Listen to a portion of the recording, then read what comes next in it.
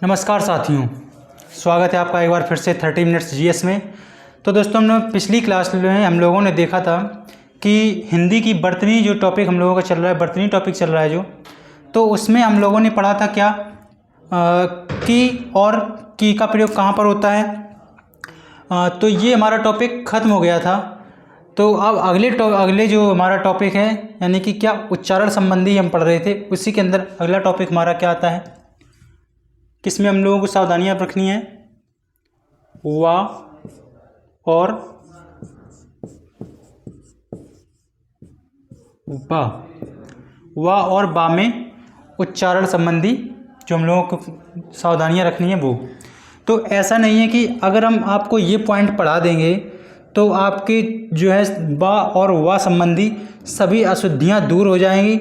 आप सभी स्पेलिंग्स में सभी जो शब्द हैं उसमें सही से आप प्रयोग करने लगेंगे। ऐसा कोई नहीं, कुछ नहीं है। बस यहाँ पर क्या है, हम आपको सावधानियाँ बता रहे हैं कि आपको क्या क्या सावधानी रखनी है इससे संबंधित, वा और वा से संबंधित, ताकि जो आप भविष्य में कभी भी ये गलती ना करें और अपने उच्चारण में और लेखन में दोनों में जो अशुद्धियाँ आती हैं उनको दूर कर अपनी बर्तनी को शुद्ध कर सके। ठीक है दोस्तों, तो यहाँ पर हम देखते हैं कि इसकी जो अशुद्धि है वो हम कैसे दूर कर सकते हैं। पहली चीज़ तो उच्चारण में देखते हैं कि जब भी हम इस वा को बोलते हैं वा, तो यहाँ पर हम लोग क्या देखते हैं कि ये क्या बोलते हैं वा, यानी कि जो हमारा जो निचला होंठ है वो कहाँ लगना चाहिए, ऊपर वाले दांतों से, ऐसे बा बा। ठीक है, तो इस प्रकार से हमारा उच्चारण ये होगा सही। और जबकि ये बा है, बा ये हमारा किस वर्ग का है, पा वर्ग का, यानी कि ओष्ठ इसकी जो उच्चारण स्थान है ओष्ठ है।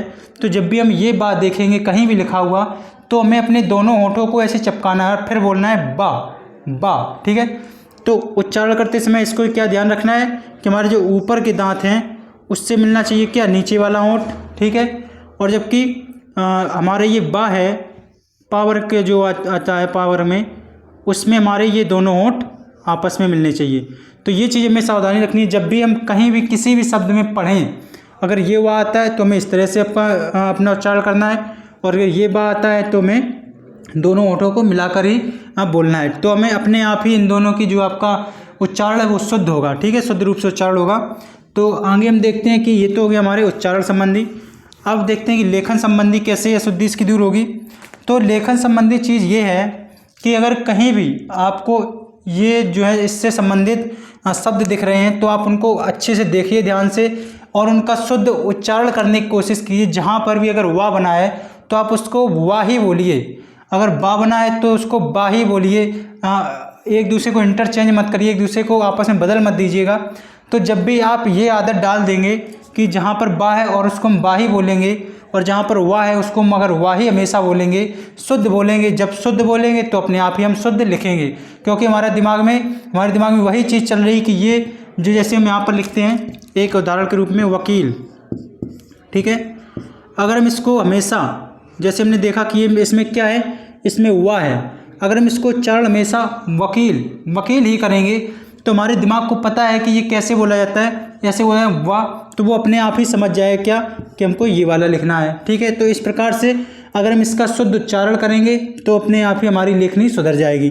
अगर हम इसी को बोलते हैं क्या, वकील, यानी कि हमारे दोनों होंठ मिलते हैं और किसकी ध्वनि आती है, इस वाले वा की, यानी कि वकील। इस तरह से अगर हम इसका उच्चारण करते हैं तो हमारे दिमाग को क्या पता चलेगा कि वकील इसी तरह से लिखा जाता है, यानी कि बा इसी तरह से उच्चारण। और जब आप लिखने जाएंगे तो आप सेम यही लिख देंगे और आपका गलत हो जाएगा। तो इसीलिए हम आपसे यही बोलना चाहते हैं कि अगर आपको इसकी बर्तनी शुद्ध करनी है उच्चारण में भी और लेखन में भी, तो आप सबसे पहले उस शब्द को देखिए ध्यान से कि उसमें कौन सा वाला वा है, ये वा है या फिर बा है, और उसकी ध्वनि जो आप उच्चारित कर रहे हैं, जो वर्ड उच्चारित कर रहे हैं, वो उसी प्रकार से करिए जिस तरह से उसकी बताई गई है। तो अगर आपकी ये आदत में आ गई उसके सही उच्चारित करने की, तो आप जब भी वो लिखेंगे शब्द अपने आप ही आपकी लेखन भी शुद्ध हो जाएगी, लेखन बर्तनी भी शुद्ध हो जाएगी। ठीक है, तो ये हमारे वा और बा में आपकी जो सावधानियाँ हैं वो हो गई। अब जैसे इसका हम देखते हैं कि अगर हम वा की जगह बा लिख देते हैं और बा की जगह वा लिख देते हैं या फिर बोलते हैं, तो हम उसका अगर जो भी हम शब्द बोलना चाहते हैं, जो भी अर्थ उसको समझाना चाहते हैं सामने वाले को, तो और अगर हमने इसका जो है बदल दिया है उच्चारण, तो जो भी अर्थ हम समझाना चाहते हैं वो अर्थ ना समझ करके सामने वाला जो भी व्यक्ति है, जो भी पढ़ने वाला व्यक्ति है, वो कोई दूसरा ही अर्थ ले लेगा और आपका जो है वाक्य का या शब्द का अर्थ बदल जाएगा। जैसे देखते हैं यहाँ पर, अगर हम बोलना चाहते हैं बार, ठीक है, बार, क्या बोलना चाहते हैं बार, और सामने वाले ने क्या समझ लिया, वार। जैसे इन दोनों में हम देखते हैं, आप बोल रहे हैं क्या बार, आपका अर्थ तो ये है, लेकिन आपने उच्चारण आपने गलत उच्चारित करने की वजह से आप जो सामने वाला व्यक्ति है उसने क्या समझ लिया, वार। आपने इस बा को वा बोल दिया तो उसने ये समझा, जबकि आप समझा रहे थे क्या, ये वाला बार। तो इसका अर्थ क्या होता है, बार यानी कि पुनरावृत्ति, बार बार करना, जैसे कोई कार्य करते हैं बार बार, यानी कि पुनरावृत्ति, यानी कि बार बार, ठीक है, पुनरावृत्ति। यहाँ पर बार का अर्थ क्या है, जैसे कोई भी काम बार बार करते हैं तो उस बार वाला ये शब्द है, ठीक है। तो अगर आप समझा रहे थे इस बार का अर्थ पुनरावृत्ति, लेकिन आपके उच्चारण की वजह से सामने वाली व्यक्ति ने या फिर आपकी लेखन अशुद्धि की वजह से आपने लिख दिया ये, ठीक है, समझाना चाह रहे थे क्या ये, और लिखा क्या है आपने ये वाला, तो इसका अर्थ वो क्या समझ जाएगा, वार मीन्स दिन, वह इसका अर्थ क्या, दिन समझ जाएगा, ठीक है। तो ये हमारी होगी अशुद्धि की वा और वाह, बा और वाह दोनों को हमें शुद्ध रूप से लिखना है और शुद्ध रूप से ही उच्चारण करना है, ताकि अगर जरा सी भी अशुद्धि होती है तो हमारे पूरे ही शब्द का अर्थ बदल जाएगा और सामने वाला व्यक्ति वो नहीं समझ पाएगा जो आप उसको समझाना चाह रहे हैं। अब दूसरा देखते हैं उदाहरण, जैसे हम बोलना चाह रहे हैं बहन, बहन, बहन यानी सिस्टर। आप बोलना क्या चाह रहे हैं, बहन, और आपने जबकि लिखा क्या है, वहन, या फिर आप बोलना चाह रहे हैं वहन, आपका मतलब तो ये है वहन से, लेकिन आपकी उच्चारण दृष्टि से जो अशुद्ध वर्तनी है और लेखन दृष्टि से अशुद्ध वर्तनी है, तो उसकी वजह से आपने ये वाला लिख दिया, ये वाला बहन, यानी कि बा बना दिया है पावर्ग वाला, ठीक है। आपका अर्थ क्या था, ये वाला, लिखा और बोला क्या आपने, ये। तो जो भी अर्थ आप यहाँ समझाना चाह रहे हैं, तो वो जो सामने वाले व्यक्ति है, पढ़ने वाला है या फिर सुनने वाला, वो आपको जो आपने उच्चारण किया या जो लेखनी से आपने जो अशुद्ध वर्तनी लिखी है, तो उसकी वजह से वो आपका ये वाला समझ जाएगा। तो इन दोनों के अर्थ देखते हैं कैसे बदल जाएंगे। आप क्या समझाना चाह रहे हैं, वहन, वहन मीन्स क्या होता है, ढोना, यानी कि किसी भी चीज़ को ढोना, किसी भी नहीं बोलते हैं भार वहन करना, या फिर हम ये इतना भार वहन किए हैं, यानी कि इसका मतलब क्या होता है, ढोना, वहन, सामान वहन करना, यानी कि कोई भार वहन करना। तो आप समझाना क्या चाह रहे थे, वहन, यानी कि ढोने से मतलब था आपका कि हम अपने सामने वाले जो भी व्यक्ति है उसको हम ये ढोना अर्थ समझाना चाह रहे थे, और हमने बोला था क्या शब्द, वहन। लेकिन आपकी अशुद्धि की वजह से, वर्तनी की अशुद्धि की वजह से, चाहे वो उच्चारण हो या फिर लेखन की जो वर्तनी हो, अशुद्धि हो, उसकी वजह से आपने ये वाला बा बना दिया है। तो सामने वाले व्यक्ति क्या समझेगा, बहन मीन्स दीदी, यानी कि जो आपकी छोटी या बड़ी बहन है, तो वो उसका मतलब ये समझ जाएगा, दीदी। तो अब देखिए कितना अंतर हो गया, कहाँ दीदी है और कहाँ पर ढोना, दोनों के शब्द में ज़मीन आसमान का फर्क हो गया, केवल किसकी वजह से, इस बा और वा की वजह से। तो इसी प्रकार से हम लोगों को ये ध्यान रखना है कि कहाँ पर बा है और कहाँ पर वा है, दोनों में हमें जो अशुद्धि है उसको दूर करना किस तरह से है कि केवल जो भी वहाँ पर लिखा है, जो भी शब्द हम लिखा हुआ देखते हैं, उसका हमें वही उच्चारण करना है जो वास्तव में होता है। अगर आप उच्चारण गलत करेंगे तो जो सामने वाला व्यक्ति है वह गलत ही उच्चारण समझेगा और जो भी उस शब्द का अर्थ होगा वो वही अर्थ समझ लेगा। तो दोनों के हमारे अर्थ ही बदल जाएंगे। जैसे एक और हम देखते हैं, एक और उदाहरण के रूप में देखते हैं। जैसे हमारा हो गया बाद, ठीक है, बाद। आप समझाना क्या चाह रहे थे, ये वाला बाद, ठीक है, लेकिन आपने जो उच्चारण है वो गलत किया है। और अगर जैसे उच्चारण में तो ये हो गया कि उच्चारण गलत किया है, उच्चारण की शुद्धि हो गई। अगर लिखते समय भी आपने जल्दी में इस तरह से लिख दिया है बाद, ठीक है, ये हमारी क्या होगी, लेखन की शुद्धि। तो इस बाद और इस बाद में दोनों में ज़मीन आसमान का फर्क आ जाएगा अर्थ में, और जो भी अर्थ हम समझाना चाह रहे हैं वो अर्थ ना समझ करके जो सामने वाला व्यक्ति है वो कुछ और अर्थ समझ लेगा। जैसे देखते हैं, बाद का मतलब क्या होता है, बाद का मतलब यानी उपरांत, आफ्टर, ठीक है, किसी चीज़ के बाद या उसके बाद। तो यहाँ पर बाद का अर्थ क्या था, उपरांत, ठीक है, उपरांत। जबकि अगर हमने अशुद्धि की वजह से, वर्तनी अशुद्धि की वजह से क्या लिखा है, वाद, या फिर उच्चारण अशुद्धि की वजह से क्या बोला है, वाद, तो इसका अर्थ क्या समझेगा व्यक्ति, वाद विवाद, यानी कि बातचीत, या तो वह बातचीत समझ जाएगा, या फिर जो वाद होता है क्या, केस, जो कोर्ट में केस चलते हैं वह, ठीक है, तो वो या तो बातचीत समझ लेगा, बातचीत, ठीक है, और या फिर केस। तो देखिए दोनों में जमीन आसमान का अर्थ में फर्क हो गया है। यहाँ उपरांत हम समझाना चाह रहे थे, लेकिन अशुद्धि की वजह से सामने वाले व्यक्ति ने क्या समझा है, बातचीत, या फिर जो कोर्ट केस वाले वाद होते हैं वो। तो इस हिसाब से हमें ये जो अशुद्धि है वो हमको दूर करनी है और सावधानियां बरतनी है क्या, कि जो भी हमें उच्चारण दिखाई दे, यानी कि जो भी हम उच्चारण समझते हैं और जैसा जो उच्चारण होता है सेम वही हमें उच्चारण करना है हमेशा। कोई भी शब्द देखें और बार बार उसी उच्चारण की हमें प्रैक्टिस करनी है जहाँ भी जो वर्ड जो शब्द दिखाई दे, ठीक है। तो इस प्रकार जब हम उच्चारण शुद्ध करेंगे तो अपने आप ही हमारी लेखनी भी शुद्ध होती चली जाएगी। तो इस प्रकार से हमारा ये हो जाता है बा और वा से संबंधित। अब देखते हैं नेक्स्ट जो हमारा आता है अनुस्वार और चंद्र बिंदु। कहाँ पर अनुस्वार लगता है, कहाँ पर चंद्र बिंदु लगता है, ये देखते हैं। अनुस्वार,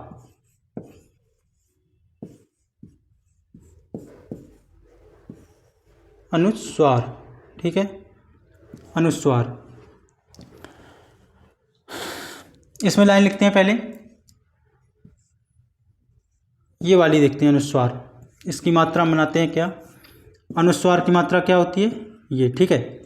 तो इसमें हम पहली लाइन लिखते हैं कि इस अनुस्वार का प्रयोग, अनुस्वार का प्रयोग कहाँ होता है, संस्कृत के शब्दों में।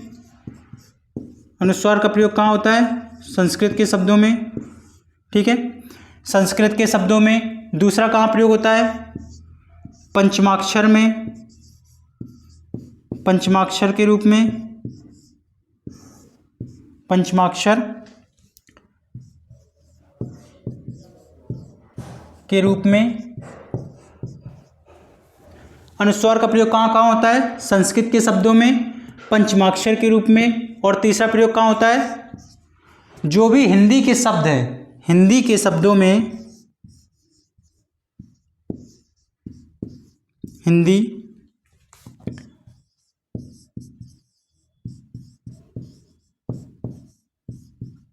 के शब्दों में जो शिरोरेखा के ऊपर जितनी भी मात्राएं लगती हैं, शिरोरेखा के ऊपर जो भी मात्राएं लगती हैं वहां पर हमारा अनुस्वार आता है, जहां पर आवश्यक होगा वहां पर, ना कि हर जगह पर, ठीक है। तो यहां पर हम क्या लिखेंगे, हिंदी के शब्दों में शिरोरेखा के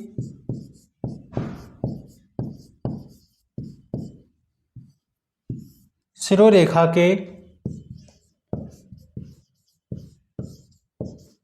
ऊपर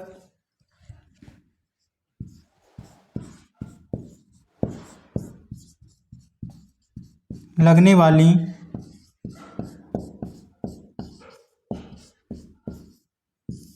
मात्राओं में, ठीक है। तो ये अनुस्वार हमारा 3 प्रकार से प्रयोग होता है। क्या, पहला संस्कृत के शब्दों में, दूसरा पंचमाक्षर के रूप में, तीसरा हिंदी के शब्दों में शिरोरेखा के ऊपर लगने वाली मात्राओं में। कौन कौन सी मात्राएं शिरोरेखा के ऊपर लगती हैं, जैसे हमारा पहले देखते हैं कौन सा है, छोटा आ की तो कोई मात्रा होती नहीं है, बड़ी आ की मात्रा, कॉमा, पहले हम सभी मात्राएं लिख रहे हैं, बड़ा की मात्रा, छोटी, बड़ी, छोटा ऊ, बड़ा ऊ,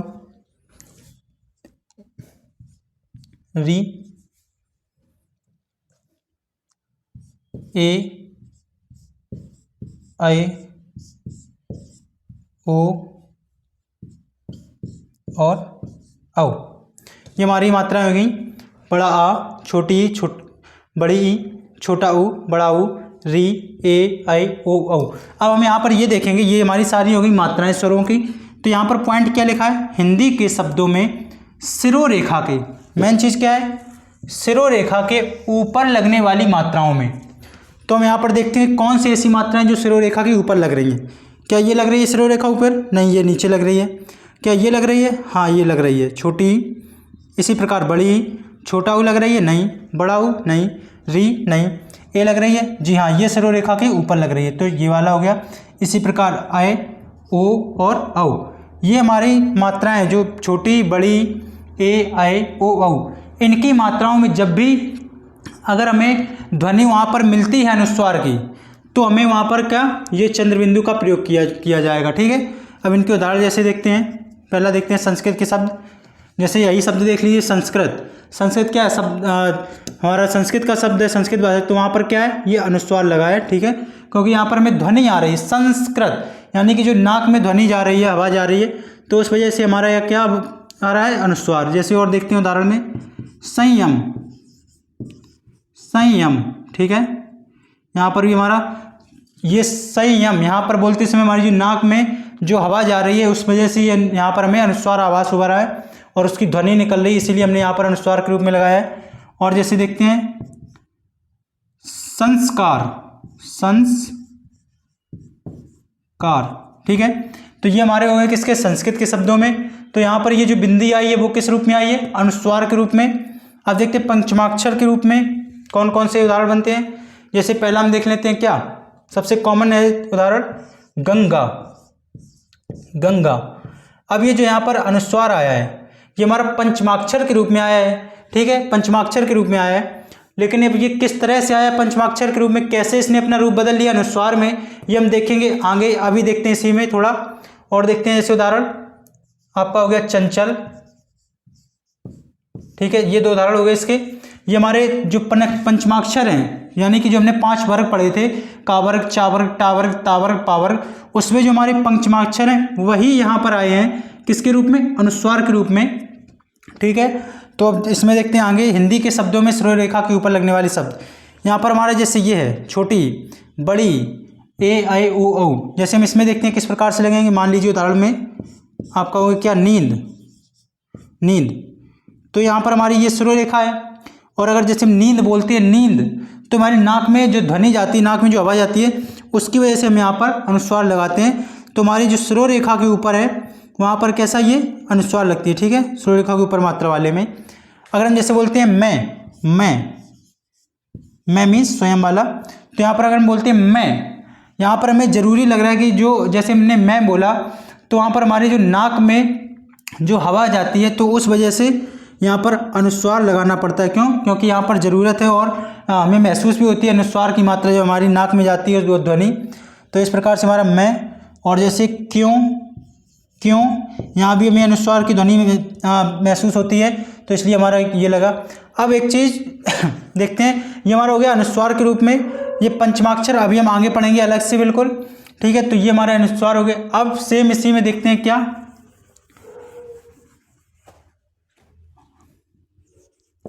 अनुस्वार, इसकी 2 मात्राएं होती हैं, कौन कौन सी, पहली ये कॉमा, दूसरी ये चंद्रबिंदु। ठीक है, अनुस्वार को ही हम, अनुस्वार की 2 मात्राएं होती है। ये क्या होता है हमारा अनुस्वार यानी निरानुनासिक वाला, और ये हमारा चंद्रबिंदु। ठीक है, तो इसका प्रयोग हम कहाँ करते हैं, ये तीनों में हम बता दिए, इसका प्रयोग हमारे इन तीनों पॉइंटों में होते हैं। अब देखते हैं कि चंद्रबिंदु कहाँ प्रयुक्त होता है, चंद्रबिंदु का प्रयोग कहाँ किया जाता है।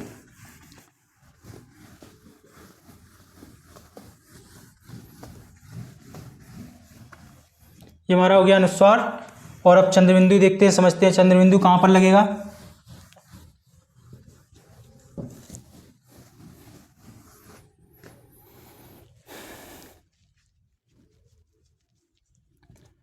देखते हैं चंद्रबिंदु, चंद्रबिंदु का प्रयोग। आखिरकार ये चंद्रबिंदु कहाँ लगेगा, अनुस्वार के हम देख चुके हैं, संस्कृत के शब्दों में पंचमाक्षर के रूप में, और हिंदी के जो भी शब्द हैं उनमें सरो रेखा के ऊपर जो भी मात्राएं लगती हैं वहाँ पर लगता है। ठीक है, अब देखते हैं चंद्रबिंदु में। तो चंद्रबिंदु का प्रयोग हम हिंदी भाषा के जो भी शब्द होते हैं, जो भी आप हिंदी भाषा के शब्द लिखते हैं, पढ़ते हैं, बोलते हैं, वहाँ पर हम किसका प्रयोग करते हैं, चंद्रबिंदु का। संस्कृत में होता है इस वाली मात्रा का प्रयोग, हिंदी शब्दों में होता है इस वाली मात्रा का प्रयोग। तो इसमें हम क्या लिखेंगे, चंद्रबिंदु का प्रयोग हिंदी भाषा के शब्दों में होता है, हिंदी भाषा के शब्दों में। ठीक है, हिंदी भाषा के शब्दों में। हिंदी भाषा के वो भी कैसे शब्द, इसमें भी बाउंडेशन, इसमें भी लिमिट है। क्या अभी हमने अनुस्वार में क्या देखा था, जो भी सिरों रेखा के ऊपर हैं, हिंदी भाषा के जो भी शब्द हैं उनके सिरों रेखा के ऊपर जो मात्रा है उसमें लगती है कौन सी, ये वाली मात्रा। अब इसमें देखते हैं कि जो बचे हुए हैं कौन से बचे थे, हमारा बड़ा आ, छोटा ऊ, बड़ा ऊ, कॉमा री, ये हमारी मात्राएं बची थी अभी। तो जब जो भी हिंदी भाषा के शब्द हैं जिसमें सिरों रेखा के नीचे मात्राएं लगती हैं और हम अगर उसको उच्चारित करें उन शब्दों को, तो हमें अगर अनुस्वार का साउंड आता है यानी कि जो ध्वनि है वो नाक में जाती है, तो वहाँ पर हमें ये वाली चंद्र बिंदु का प्रयोग करना पड़ेगा। जैसे उदाहरण में देखते हैं, आँख, अगर हम आँख बोलें तो अगर इसी को मैं ऐसे ही लिखा है तो ये क्या है, आँख, ये क्या है, आँख। तो ये तो हमारा गलत हो गया उच्चारण। तो अगर हम इसका सही उच्चारण करें क्या बोलते हैं, आँख, यानी कि नाक में ध्वनि जा रही है, नाक में जो प्राणवायु है, सांस है वो जा रही है। तो अगर हम इसको इस तरह से लिखते हैं, केवल इस तरह से, यानी कि अनुस्वार लगाते हैं, जबकि ये है क्या, हिंदी शब्द है। तो अगर हम किसी कंप्यूटर में टाइपिंग कर रहे हैं तब तो ये सही माना जाएगा टाइपिंग में। क्यों, क्योंकि टाइपिंग में ये सिंपली रूप से लिख जाता है, जबकि अगर हम चंद्र बिंदु का प्रयोग करें तो इसके लिए हमें एक विशेष कोड देना पड़ता है जो कि कठिन होता है। इसीलिए टाइपिंग में तो आपका ये सही माना जाएगा, लेकिन अगर हम उसको लिखते हैं, अपनी लेखनी के द्वारा लिखते हैं, तो हमें कोई कोड देने की ज़रूरत नहीं है। तो फिर हमें यहाँ पर चंद्र बिंदु का ही प्रयोग करना पड़ेगा, तब ये आपका सही माना जाएगा। क्यों, क्योंकि ये हिंदी का शब्द है। हिंदी के जितने भी शब्द हैं अगर उसमें जो अनुस्वार की मात्रा आ रही है तो वहाँ पर आपको चंद्र बिंदु का ही प्रयोग करना पड़ेगा। ठीक है, जैसे हमारा आता है आँख, और देख लेते हैं जैसे हमारा मुँह, ये क्या है, हिंदी का शब्द है, तो मुँह हमें ऐसे लिखना पड़ेगा। अब यहाँ देखिए जो मात्रा है वो क्या है, कहाँ है, सिरों रेखा के नीचे है। ठीक है, मुँह, ऊ की मात्रा कहाँ है, सिरों रेखा के नीचे है। तो हम ये जो है चंद्र बिंदु का ही प्रयोग कर रहे हैं। अगर इसी जगह जो सिरों रेखा के ऊपर मात्रा होती तो हम कौन सा प्रयोग कर रहे थे, ये वाला, अनुस्वार वाला। ठीक है, आँख हो गया, मुँह हो गया, जैसे हमारा हो गया कहाँ, जहाँ, वहाँ, तहाँ। तो ये सभी हमारे हिंदी के शब्द हैं। तो हिंदी के शब्दों में देख रहे हैं क्या, चंद्र बिंदु लगानी होती है। ठीक है, तो ये हमारा हो गया चंद्र बिंदु कहाँ लगेगा, हिंदी भाषा के शब्दों में सिरों रेखा के नीचे जितनी भी मात्राएं होंगी वहाँ पर, और हर जगह नहीं, जहाँ पर ये हमारी ध्वनि नाक में जाएगी, जहाँ पर भी हमें बोलने पर ये मतलब पता चलेगा कि यहाँ पर अनुस्वार जो है महसूस हो रहा है, तो वहाँ पर हम ये लगाएंगे। ठीक है, तो ये हमारे हो गए अनुस्वार और चंद्र बिंदु। अब देखते हैं क्या कि पंचमाक्षर किस तरह से अनुस्वार में बदलता है। जो भी हमने इसमें पढ़ा था कि इस वाली मात्रा में कि ये जो पंचमाक्षर है वो अनुस्वार के रूप में आ जाता है। तो अब वो देखते हैं किस प्रकार से है।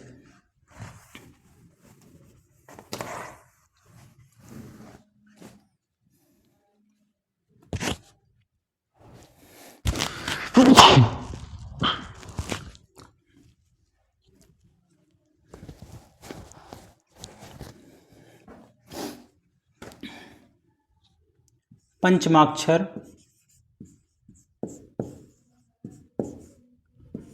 पंचमाक्षर अनुस्वार के रूप में।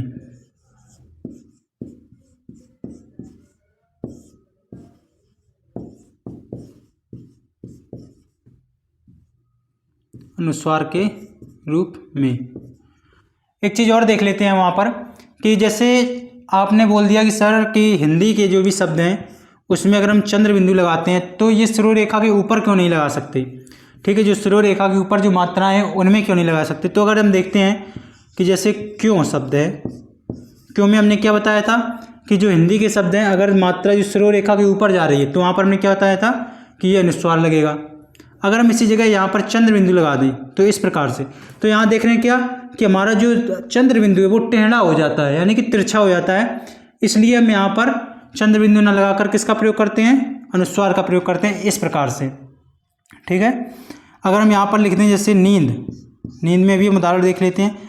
अब अगर यहाँ पर अनुस्वार लगाते हैं तब तो हम इस प्रकार से लगा देंगे, ठीक है, कोई बात नहीं, सही से लग जा रहा है। अगर यहीं पर चंद्र बिंदु लगा कर देखते हैं तो हमारी ये इस तरह से तिरछा हो जाएगा, इसीलिए ये हम नहीं लगाते हैं। जो भी सिरों रेखा के ऊपर मात्राएं होती हैं और यहाँ पर अनुस्वार का प्रयोग करते हैं। ठीक है, तो ये एक डाउट हो गया ख़त्म। अब चलिए देखते हैं जो हमारा टॉपिक था पंचमाक्षर अनुस्वार के रूप में। एक लाइन इसमें लिख लीजिए, क्या कि जब भी किसी शब्द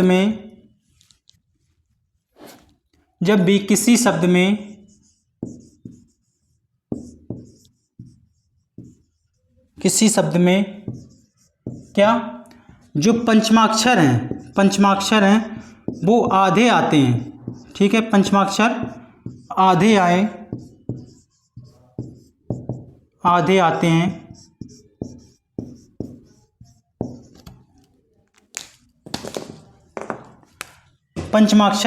आते हैं और उनके तुरंत बाद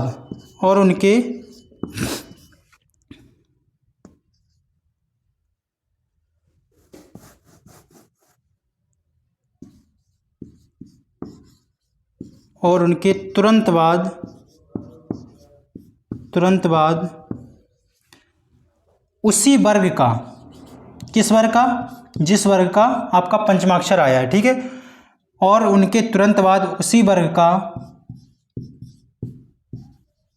कोई अन्य वर्ण आता है,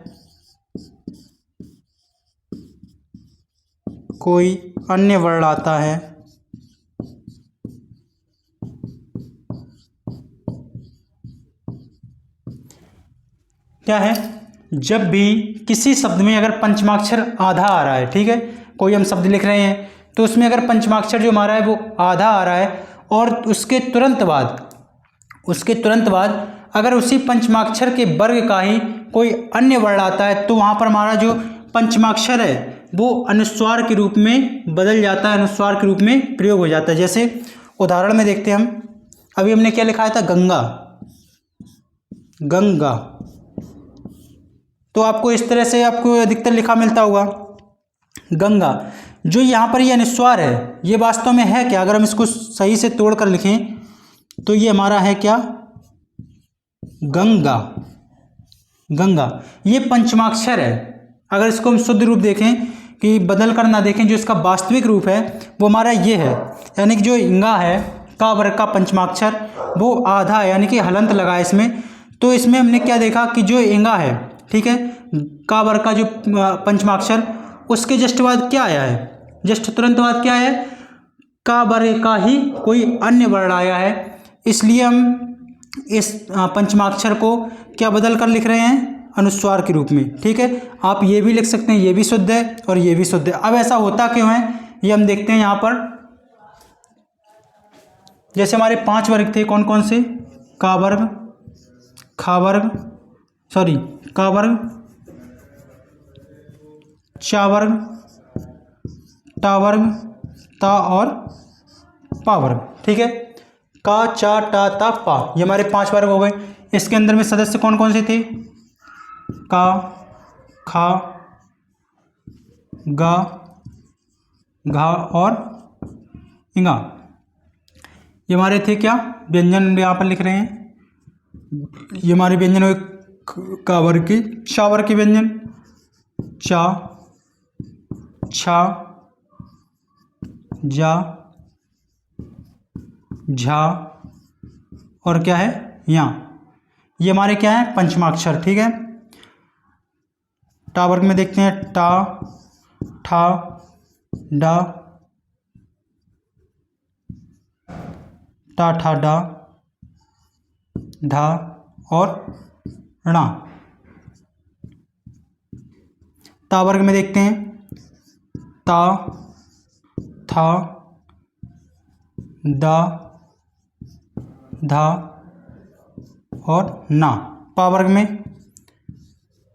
पा, फा, बा, भा और मा।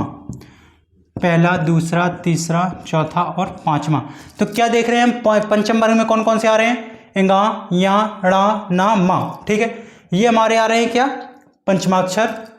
वर्णमाला में भी हमने क्या पढ़ा था कि जो हमारे पंचमाक्षर हैं वो किस रूप में प्रयोग होते हैं, अनुस्वार के रूप में। तो वो वहाँ पर हमने किस लिए लिखा था और कैसे प्रयोग होते हैं, अब हम यहाँ पर एक कहानी के माध्यम से समझेंगे।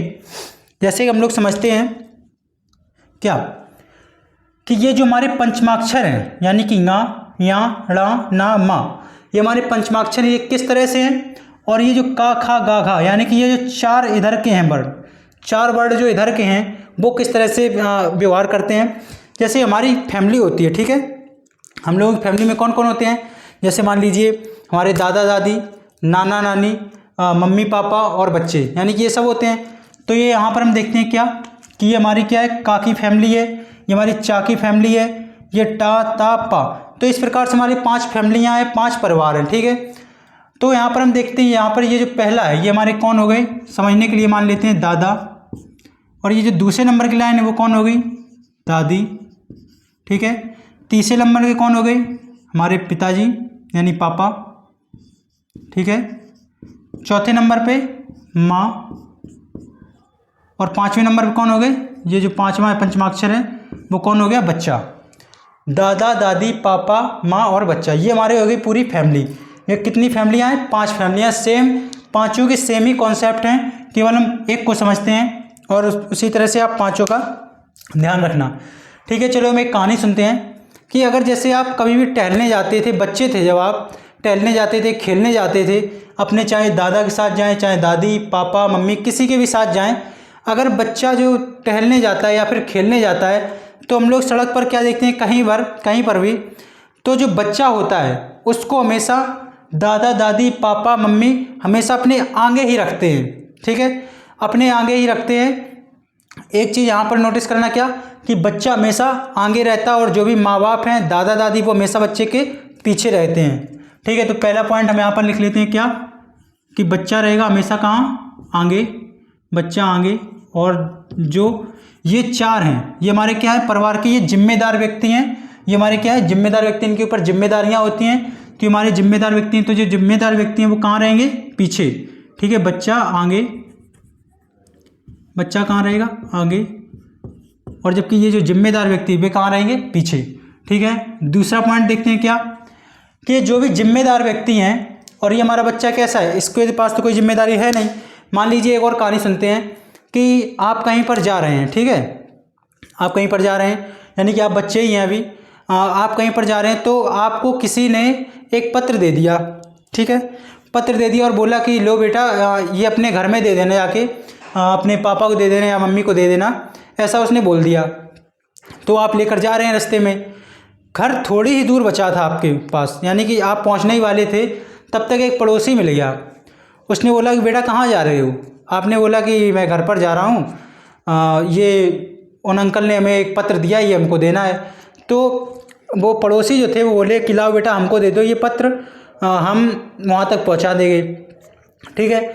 तो आपने क्या किया कि अगर आप उस पत्र को उस पड़ोसी को दे दोगे तो वो क्या पता पड़ोसी लेकर उस पत्र को चंपत हो जाए, आपके घर तक पहुँचे ही ना, तो डांट किसकी पड़ेगी, आपकी पड़ेगी, यानी कि उस बच्चे की डांट पड़ेगी।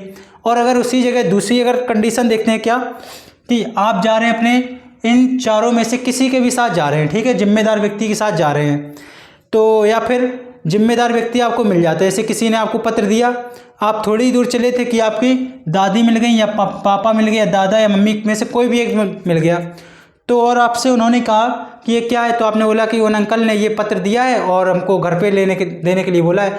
तो अगर आपके साथ इन चारों में से कोई भी जिम्मेदार व्यक्ति है तो आप तुरंत ही दे दोगे उनको।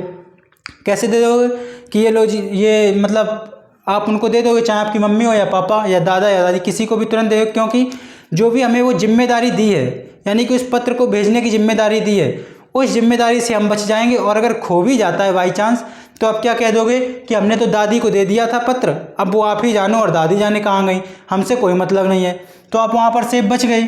और अगर आपने उस पड़ोसी को दे दिया होता तो वहाँ पर आपकी जिम्मेदारी बनती, यानी बच्चे की जिम्मेदारी बनती कि वो पत्र कहाँ गया है कहाँ नहीं गया है, और क्या पता वो पड़ोसी चंपत हो जाता लेकर। तो यहाँ पर आप क्या देख रहे हैं कि जब भी बच्चा अगर अपने इन 4 जो जिम्मेदार व्यक्ति हैं उनके साथ होता है तो वह बच्चा अपनी पहचान बदल देता है। किसके लिए, जो ये 4 हैं इनके कारण, यानी कि इनकी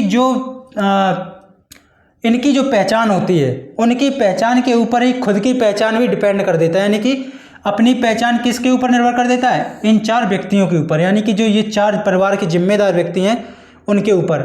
और अगर यही बच्चा अगर किसी पड़ोसी के साथ हो तो वह अपनी अगर पहचान बदल देगा, यानी कि अपनी जो ये पंचमाक्षर के जो वर्ण हैं ये बदल के अनुस्वार के रूप में हो जाएगा। तो जो पड़ोसी है, अभी क्या होता है, पड़ोसी चंपत होकर भाग जाएगा, यानी कि क्या पता वो बच्चे को किडनैप कर ले। तो सेम यही चीज़ यहाँ पर है कि जब भी हमारा ये पंचमाक्षर आएगा, अगर वो अपने इन 4 जिम्मेदार व्यक्तियों के साथ है तो वह अपना रूप बदल सकता है, ठीक है। और बदलेगा कब? केवल अपने ही परिवार के जब भी लोग होंगे तब। ऐसा नहीं है कि पंचमाक्षर यहाँ पर का वर्ग का है और आपका अक्षर आ रहा है कौन सा, चा वर्ग का, टा वर्ग का, ता।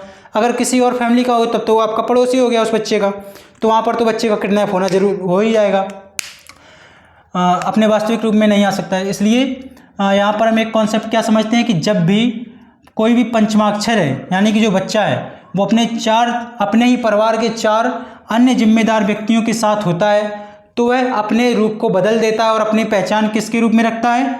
इन 4 व्यक्तियों के रूप में रखता है, ठीक है। चलिए यहाँ पर एक पॉइंट हो गया ये। अब इसके उदाहरण देखते हैं कैसे।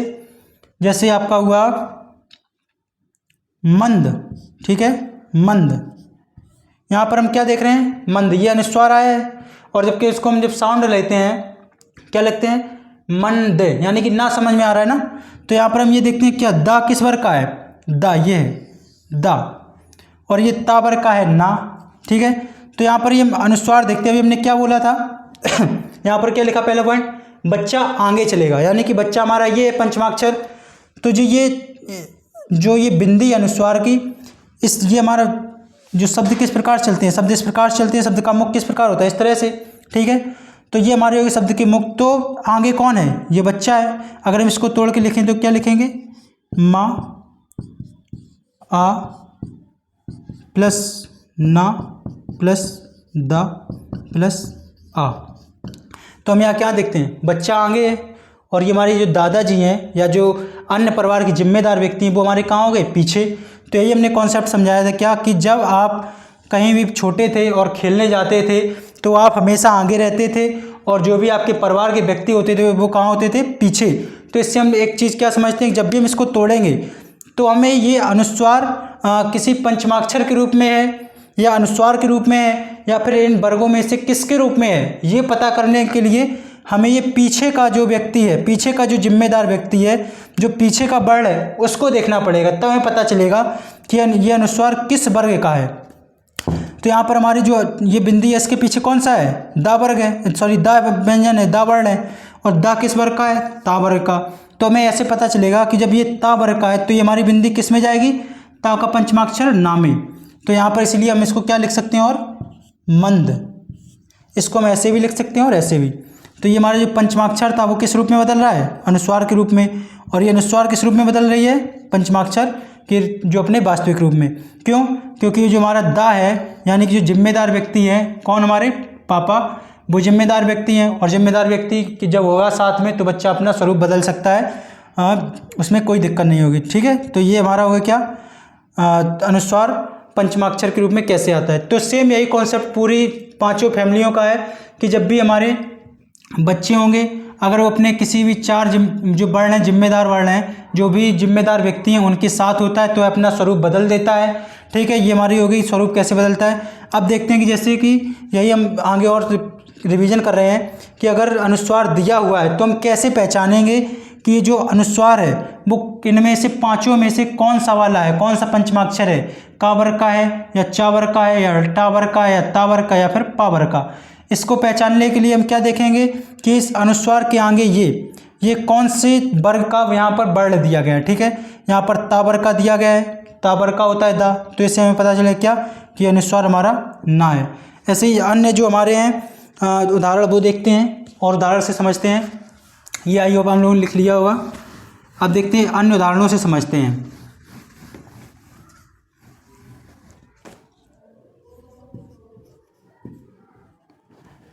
ये हमारा हो गया ता वर्ग का। अब देखते हैं का वर्ग का। जैसे यहाँ पर हमने देखा था क्या? गंगा। गंगा को और हम कैसे लिख सकते हैं? अब इस गंगा को हमें जैसे तोड़कर लिखना है शुद्ध रूप में, तो कैसे लिखेंगे? यहाँ पर हम क्या देख रहे हैं? अनुस्वार लगा है, ठीक है। अनुस्वार की जस्ट बाद कौन सा है? गा। ये आगे वाला नहीं देखेंगे, कैसे हमने वहाँ पर बताया था वर्ण विच्छेदन में कि हमारा मुख किस तरफ है शब्दों का? इस तरफ है। तो हमारा जो बच्चा है वो कहाँ होगा? यहाँ पर आगे इस जगह होगा, और उसके पीछे कौन होंगे? ये दादाजी होंगे या फिर जो भी जिम्मेदार व्यक्ति हैं। ठीक है, शब्दों का हमारा मुख इस तरफ है। तो हम यहाँ पर देख रहे हैं क्या? अनुस्वार के बाद जो ये हमारा अनुस्वार है उसके बाद किस वर्ग का आ रहा है? का वर्ग का। ठीक है, ये वर्ण किस वर्ग का है? का वर्ग का है। तो हमारा का वर्ग का ही पंचमाक्षर जो होगा वही हमारा होगा किसका? अनुस्वार का रूप। जैसे हम क्या लिखेंगे? गा लिख दिया। अब ये अनुस्वार की बात आई, ये कौन सा है? ये का वर्ग का है या चा वर्ग का है या टा वर्ग का या फिर ता या फिर पा वर्ग का? तो हम देखते हैं कि ये अगला जो वर्ण है वो किस वर्ग का है? का वर्ग का। तो इसी हिसाब से हमें पता चल गया कि ये अपने किसके साथ है? जिम्मेदार व्यक्ति के साथ है, यानी कि ये किस में बदल जाएगा? अपने वास्तविक रूप में, पंचमाक्षर के रूप में। और ये हमारा गा ज्यों का त्यों आ गया। ठीक है, ये हो गए। ठीक है, अब हमें ये समझ में आ गया कि ये हमने कैसे पहचाना कि जो ये इंगा आएगा या फिर यहाँ आएगा या ला या ना या फिर माँ, ये इस वाले वर्ड को देखकर हमें पता चलेगा कि ये किस वर्ग का है। अब यहीं पर देखते हैं, जैसे अभी हमने लिया था शब्द चंचल, चंचल, इसको देखते हैं। अब यहाँ पर हमने क्या लिखा? पहले चा, ज्यों का त्यों। अब आती है बारी किसकी? ये अनुस्वार की। अनुस्वार की आती है बारी। अब जस्ट हम यहाँ इसके बाद देख रहे हैं क्या? अनुस्वार के पीछे कौन है? चा है, यानी कि दादाजी हैं, यानी कि चा वर्ग का यहाँ पर अनुस्वार आएगा। इस चा वर्ग को हम चा वर्ग को देखकर हमें पता चला क्या? कि जो अनुस्वार है उसमें हमारा पंचमाक्षर चा का आएगा यहाँ, और इस तरह से हमारा होगा क्या? चंचल। ठीक है, अब आगे देखते हैं इसी में जो हमारा पंचमाक्षर में टा वर्ग अभी बचा है। टा वर्ग में जैसे आता है क्या?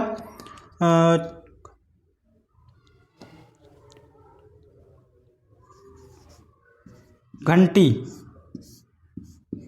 जैसे हम देखते हैं घंटी, तो घा का तो हमने ज्यों का त्यों लिख दिया। ठीक है, अब यहाँ पर देख रहे हैं क्या? अनुस्वार। ठीक है, ये तो आप कंफर्म कर ही लीजिए कि जब भी हमें यहाँ पर ये का, गा, चा, टा, ये भी जो भी दिख रहे हैं अनुस्वार की बात, जो भी हमने ये व्यंजन दिख रहे हैं, वर्ण दिख रहे हैं, अगर वो का से लेकर माँ के बीच में ही है तो ये कंफर्म है कि ये जो अनुस्वार है वो हमारा पंचमाक्षर है। हमने यहाँ पर पढ़ा था अनुस्वार किस किस में आते? 3 पॉइंट बताए थे। किस में? संस्कृत में पंचमाक्षर के रूप में, और जो हिंदी के शब्द शिरोरेखा के ऊपर जिसमें आती मात्रा उसमें।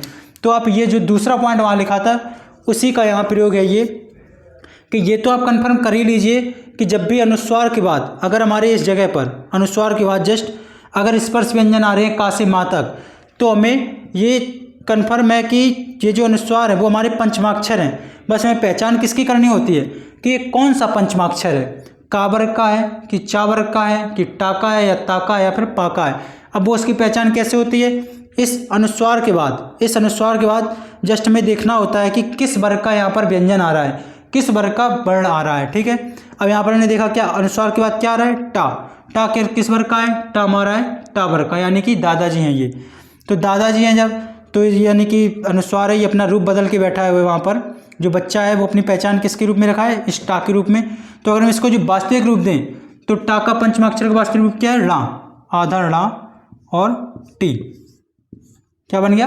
घंटी। ठीक है, आपका ये भी सही है, ये भी सही है, ये भी सही है, ये दोनों ही रूप ये सही है।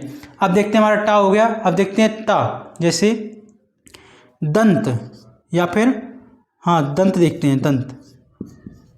ये जो दा है हमारा, अब यहाँ पर हम क्या देख रहे हैं? अनुस्वार के बाद ये हमारा ता आ रहा है, यानी कि स्पर्श व्यंजन आ रहा है। तो ये तो हमें कन्फर्म है कि जो अनुस्वार है ये हमारा पंचमाक्षर के रूप में ही आया है। ठीक है, अब ये देखते हैं कि जो पंचमाक्षर है वो इन पांचों में से कौन सा वाला है? या गा है या यहाँ है या फिर ला है या ना या माँ। तो इसको देखने के लिए हम इसको जैसे लिखते हैं दा। अब इसको देखने के लिए कि ये क्या है, तो यहाँ हम इसके आगे वाले वर्ण को देखेंगे कि क्या है। ठीक है, यहाँ पर हम देख रहे हैं ता। ता हमारा किस वर्ग में है? ता वर्ग में है, यानी कि ता वर्ग में। तो यहाँ पर हमारा पंचमाक्षर जो है वो कौन सा होगा? ता वर्ग का पंचम अक्षर, आधा ना, और यहाँ पर आता है हमारा क्या? दा। ठीक है, तो इस प्रकार से हमारा ये भी हो गया। अब देखते हैं नेक्स्ट पा वर्ग में। पा वर्ग में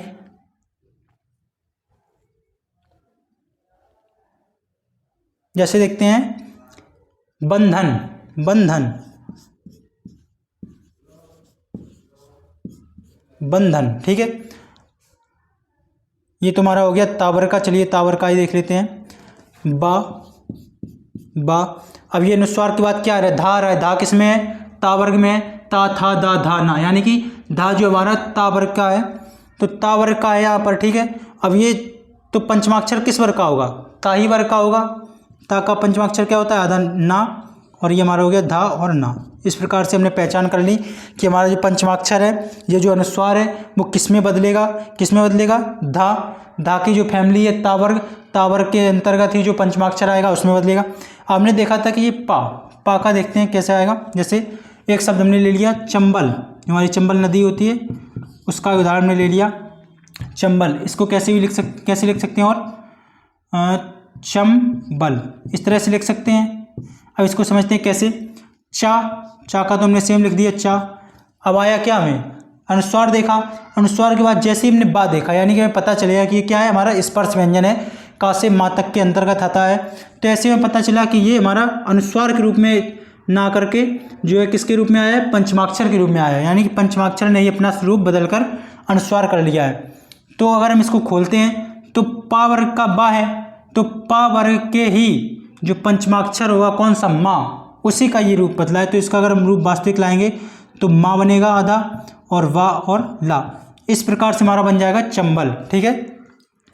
अब इसको हम ब्रीफ में देखते हैं, ये वाली क्या पूरी बात, कि जब भी अगर हमें कोई शब्द दिखे, ठीक है, उसमें अनुस्वार की मात्रा लगी हो, और उस अनुस्वार की मात्रा के बाद दूसरे नंबर पे जस्ट उसी के बाद अगर का से लेकर माँ तक के कोई भी आपको यहाँ पर वर्ण दिखें, कोई भी वर्ण दिखें, तो आप आंख बंद करके ये समझ जाइए कि ये जो अनुस्वार है वो पंचमाक्षर के रूप में ही आया है, ठीक है, पंचमाक्षर के रूप में आया है। अब ये तो हमें कन्फर्म होगा कि ये हमारे पंचमाक्षर हैं, अनुस्वार नहीं है, ठीक है। अब ये पंचमाक्षर है, तो कौन सा पंचमाक्षर है इसमें से, ये पहचानने के लिए हम इसके आगे वाला वर्ण देखेंगे, जो भी जो अनुस्वार लगा उसके आगे वाला वर्ण कि कौन सा है, किस फैमिली का है। जब हम ये देख लेंगे और पता चल जाएगा कि ये हमारा इस फैमिली का है, तो हमें जस्ट उसी फैमिली का ही पंचमाक्षर यहाँ पर प्रयोग करना है। जैसे गा है तो हमारा गा का पंचमाक्षर क्या हुआ, इंगा। चा हमारा है, चा का पंचमाक्षर कौन हुआ, यहाँ। टा आ रहा है हमारा यहाँ पर, टा का पंचमाक्षर ला। ता आ रहा है, ता का पंचमाक्षर कौन होता है, ना, ठीक है। और धा, धा किसका है, ताबर का ही, ता का पंचमाक्षर ना। तो इस प्रकार से हमें ये पता चलेगा कहाँ पर हमें हिंगा लगाना है, कहाँ पर यहाँ लगाना है, कहाँ पर ना लगाना है, कहाँ पर ना, और कहाँ पर हमें माँ लगाना है, ठीक है। इस प्रकार से हमने ये पहचान कर ली। अब देखते हैं कि इसी में भी थोड़ा और बच रहा है, वो देखते हैं। ये तो हमारे हो गए स्पर्श व्यंजन तक की बात। अभी हमारे वर्णमाला में और भी शब्द बच रहे हैं, कौन कौन से, अंतस्थ व्यंजन और ऊष्म व्यंजन। अंतस्थ व्यंजन में हमारे 4 बचते हैं, या, रा, ला और वा। ये हमारे हो गए अंतस्थ व्यंजन। ऊष्म व्यंजन बचते हैं हमें सा, सा और हा। ये हमारे क्या बचते हैं, ऊष्म व्यंजन।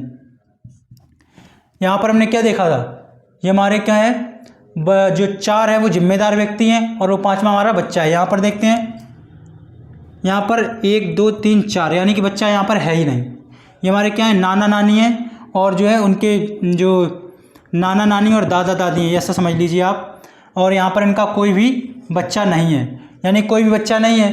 तो इन्हें क्या है कि अगर इनके पास कोई भी बच्चा आएगा और अपना रूप बदलने की कोशिश करेगा, तो ये जो भी हैं, क्योंकि इनके पास बच्चा तो है नहीं खुद का, तो ये उस बच्चे को किडनैप कर लेंगे। अगर वो बच्चा अपना रूप बदलेगा तो ये जो वर्ण हैं जिनके पास ये बच्चे नहीं हैं, तो वो उन बच्चों को किडनैप कर लेंगे। जैसे कि हम एक उदाहरण के रूप में समझते हैं। जैसे हमने लिखा संयम, ठीक है, संयम। यहाँ पर हम क्या देख रहे हैं, ये क्या है, या, यानी कि अंतस्थ है। अंतस्थ यहाँ पर अनुस्वार है, तो ये हमारा पहली बात तो किसका शब्द है, संस्कृत का शब्द है, तो यहाँ पर तो हमारा अनुस्वार के ही रूप में आया है। अब पंचमाक्षर के रूप में देखते हैं, अगर अंतस्थ में आता है, जैसे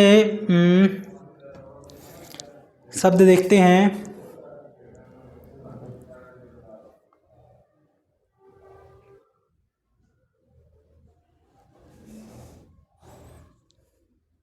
जैसे देखते हैं हिरण्य, हिरण्य। अब यहाँ देखते हैं, ये हमारा क्या है, अधड़ा है यानी कि पंचमाक्षर है, ठीक है। उसके बाद कौन सा आया है, ये हमारे नाना नानी आए हैं यानी कि अंतस्थ में से आया है। अब इनके तो कोई बच्चे हैं नहीं, इनके कोई बच्चे नहीं हैं। जैसे अगर ये बच्चा इनके संपर्क में आया, अब इस बच्चे ने सोचा कि हम अपना रूप बदल लें और अनुस्वार कर लें, तो ये जो नाना नानी है या फिर ये जो अन्य जो अंतस्थ और उसमें के हैं वर्ण, ये इसको किडनैप कर लेंगे और जो उसका वास्तविक रूप है वो नहीं आ पाएगा। कैसे, अगर जैसे इसका वास्तविक रूप तो ये है आधड़ा। अब अगर इसने बच्चे ने कोशिश की कि मैं अपना रूप बदल लूँ, बदल के देखते हैं, यहाँ पर अनुस्वार के रूप में लिख दिया क्या, हिरण्य, हिरण्य लिख दिया। तो अगर हम इसको अब बदलें, अगर हम इसको बदलें तो क्या ये अपना रूप बदल पाएगा? नहीं। क्यों? क्योंकि हमने यहाँ पर क्या पढ़ा था कि अगर अंतस्थ और सा हा के बाद अगर के पहले अनुस्वार आता है तो वो क्या बन जाएगा, अनुस्वार ही बनकर रह जाएगा, यानी कि अनुस्वार के रूप में आएगा, जैसे हमने यहाँ पर पढ़ा था। तो यहाँ पर अगर हम इसको बदलने की कोशिश करते हैं, अगर हम इसको अब तोड़ें तो क्या टूट के जाएगा, हा ई रा आ, ये हलंत है। अब यहाँ पर क्या आएगा, ये अंग की मात्रा आएगी, ये हमारा अंग की मात्रा बन गई, यानी कि अनुस्वार की मात्रा बन गई, ना कि ला की मात्रा। ला की मात्रा इसलिए ये अब इसको जो अपना रूप परिवर्तित नहीं कर सकता, क्योंकि अब अगर हम उसने पिछले वाले कॉन्सेप्ट के हिसाब से देखें कि हमने क्या देखा था कि जिस वर्ग का यहाँ पर अनुस्वार के बाद जिस भी वर्ग का हमारा जो व्यंजन है, वर्ण है, उसी के पंचमाक्षर में बदलेगा। अगर हम यहाँ पर देखते हैं कि अनुस्वार के बाद क्या है, या, अब या का तो कोई पंचमाक्षर ही नहीं है, तो वो बदलेगा किसके रूप में? तो इसीलिए यहाँ पर हमने क्या देखा कि इस बच्चे को जो ला था इसका किडनैप हो गया, और ये अगर इसने रूप बदलने की कोशिश की तो ये इसका किडनैप ही हो जाता है, और कौन सा रूप बन जाता है, अनुस्वार का रूप। ये वापस अब इस ला रूप में नहीं जा पाएगा। क्यों? क्योंकि यहाँ पर अगर हम देखते हैं आगे कि कौन सा जिम्मेदार व्यक्ति है, हमें तो या मिल रहा है, जबकि या का तो कोई पंचमाक्षर ही नहीं है, तो ये बदलेगा किस रूप में? इसलिए ये हमारा गलत हो जाता है, और हमारा सही क्या रहेगा, ये वाला। यानी कि इससे हमें क्या बात पता चली कि जब भी ये पंचमाक्षर अगर अपने वास्तविक रूप में यानी कि अपने आधे रूप में आते हैं और उनके जस्ट बाद या, रा, ला, वा, सा, हा में से कोई भी आता है वर्ण, तो वहाँ पर वो अपने वास्तविक रूप में ही रहेंगे, अनुस्वार के रूप में नहीं बदलेंगे। ठीक है, ये हमारा हो गया क्या, पॉइंट ये हो गया। अब देखते हैं कि एक चीज़ और, जैसे इसी में हम और अभी पॉइंट देखते हैं, उदाहरण और समझते हैं। जैसे लिखा है क्या, संशय। ठीक है, अब अगर हमने क्या देखा, वही अपना पुराना लॉजिक यूज कर रहे हैं। यहाँ पर हमने क्या देखा, अनुस्वार है। ठीक है, अनुस्वार है। अगर ये अनुस्वार है, अब इसको हम अगर बदलना चाहें कि ये किसके रूप में बदलेगा, तो अनुस्वार के हम आगे क्या देखते हैं, सा। क्या सा का कोई पंचमाक्षर है? नहीं है, तो इसका मतलब इसका यही रूप रहेगा। ठीक है, और जैसे हम एक और देखते हैं एक और देखते हैं, तन्मय। ठीक है, अभी तक तो हमने क्या देख लिया था कि हमारे जो अंतस्थ हैं और इसमें इसका रूप नहीं बदलेगा, जो ये रूप आया है वास्तविक यही रहेगा, और जो अनुस्वार के रूप में है वो अनुस्वार ही रहेगा, आपस में रूप में नहीं बदलेंगे। ठीक है, ये हमने देख लिया किसमें, अंतस्थ में, और उसमें भी हम देख चुके हैं। अब देखते हैं कि ये एक और पॉइंट बचता है कि अगर का और चा, टा, ता, पा, इसमें से पंचमाक्षर तो आया है। ठीक है, पंचमाक्षर आया है, और लेकिन जो अनुस्वार तो आया है, पंचमाक्षर आया है, लेकिन उस पंचमाक्षर के बाद दूसरी फैमिली के अगर वर्ण आ जाए तो क्या रूप बदलेगा या नहीं बदलेगा? तो वो हम देखते हैं। जैसे हमने मान लिया कि हमारा तन्मय यहाँ पर लिखा है, ये तन्मय में क्या देख रहे हैं कि ना जो पंचमाक्षर है वो अपने वास्तविक रूप में आया, यानी कि आधे रूप में आया है, तो हमारा ये ता परिवार का हो गया।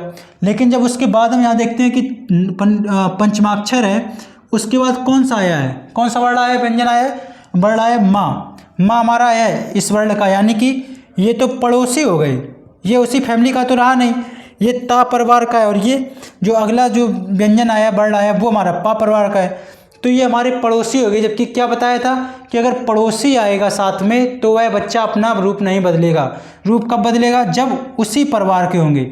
ना अगर आया है तो केवल ता, था, दादा आएगा तभी बदलेगा रूप। माँ आया है अगर पंचमाक्षर के रूप में तो केवल पा, फा, बा, भा तभी बदलेगा, बाद बाकी के साथ नहीं बदलेगा, क्योंकि ये एक फैमिली जो है उसके लिए ये चारों फैमिली वो क्या है, पड़ोसी के रूप में है। ठीक है, तो यही यहाँ पर बात थी क्या, कि ये ना है, इसको हम इसके रूप में नहीं लिख सकते। ठीक है, ये ना है, ये हमारा अनुस्वार के रूप में नहीं बदल सकता। क्यों? क्योंकि ये ना तो हमारा आ गया पंचमाक्षर, लेकिन जो हमारा माँ है वो दूसरे परिवार का यानी पड़ोसी के परिवार का है। तो बच्चा पड़ोसी के साथ होने पर अपना रूप नहीं बदलेगा। कब बदलेगा? जब सेम उसी परिवार के जिम्मेदार व्यक्ति होंगे। ठीक है, शब्दों को ध्यान से देना, ध्यान से सुनना। जब उसी परिवार के जिम्मेदार व्यक्ति होंगे तभी बदलेगा, यानी कि पहला, दूसरा, तीसरा, चौथा जब होगा शब्द वर्ड होगा तभी बदलेगा। अब देखते हैं एक और चीज़, लास्ट जो डाउट बचता है वो क्या है, कि अगर किसी शब्द में दोनों लगातार पंचमाक्षर आ जाएं तो रूप बदलेगा या नहीं बदलेगा। जैसे देखते हैं क्या, सम्मान, सम्मान। ठीक है, ये भी हमारा पंचमाक्षर है, ये भी हमारा पंचमाक्षर है। ठीक है, तो अब हमें यहाँ देखना है कि हाँ ये रूप बदलेगा या नहीं बदलेगा। तो एक बात बताइए, दो बच्चे हैं, क्या ये बच्चे एक दूसरे की जो है जिम्मेदारी बहन कर सकते हैं, या फिर जो छोटे छोटे बच्चे हैं वो एक दूसरे की देखभाल कर सकते हैं? नहीं ना। जब भी कहीं भी हम लोग जब छोटे होते हैं तो हम लोग खेलने जाते हैं तो कोई ना कोई एक बड़ा जिम्मेदार व्यक्ति हमारे साथ जाता ही जाता है। ऐसा तो नहीं है कि अच्छी खासी सड़क चल रही है और आपको घर वालों ने भेज दिया कि जाइए आप खेलिए जाकर, बच्चों को कह दिया जाइए दोनों तीनों लोग चले जाइए खेलिए जाकर। तो ऐसा तो यानी कि जो एक बच्चा है वो दूसरे बच्चे का ख्याल नहीं रख सकता है, उसे अपने ही वास्तविक रूप में रखना पड़ेगा।